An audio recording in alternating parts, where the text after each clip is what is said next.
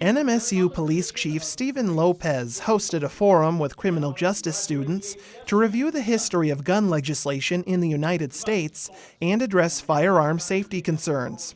Lopez, an NRA member himself, says gun control is not a black and white issue. It's not just people are on one side of the issue or the other.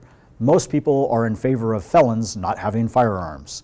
However, somewhere in that spectrum, that's where people start falling off, and it's important for people to be able to identify where they are and look at how they can find common ground with people. One student in search of common ground is criminal justice senior Chad Fabian, who plans on going into law enforcement after graduation. Following the mass shooting at a high school in Parkland, Florida, President Trump directed the Department of Justice to develop regulations to ban bump stocks, an accessory used by the Las Vegas gunman to kill 58 people in the largest mass shooting in American history. Fabian says restrictions are not the answer. The man who's not going to kill someone with a bolt-action rifle is not going to kill someone with a machine gun with a suppressor on it. Items don't cause evil thoughts. We need to control who has firearms, not what anyone can get. Major retailers, including Walmart and Dick's Sporting Goods, have stopped selling guns to anyone under 21 years old. Fabian says age restrictions should be enforced equally across the board. Science tends to back up the idea that we are not fully mature until about age 25.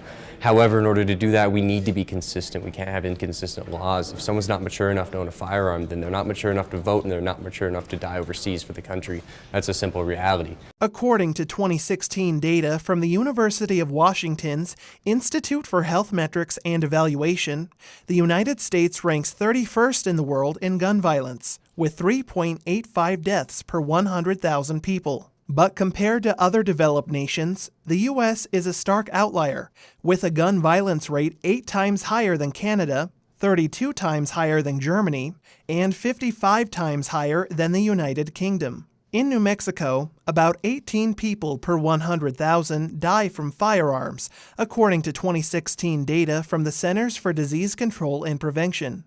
That's the 8th highest rate in the country. The New Mexico Injury Prevention Coalition hosted a conference to approach gun violence prevention from a public health perspective. Among the speakers was State Senator Bill Soules, who says guns are a public health crisis. I'm a gun owner, but we need to have reasonable gun control. In the United States, it is way above every other country, and there's no reason for that. And lots of the violence and deaths we see from guns are absolutely preventable, and responsible gun control measures are a way of doing that.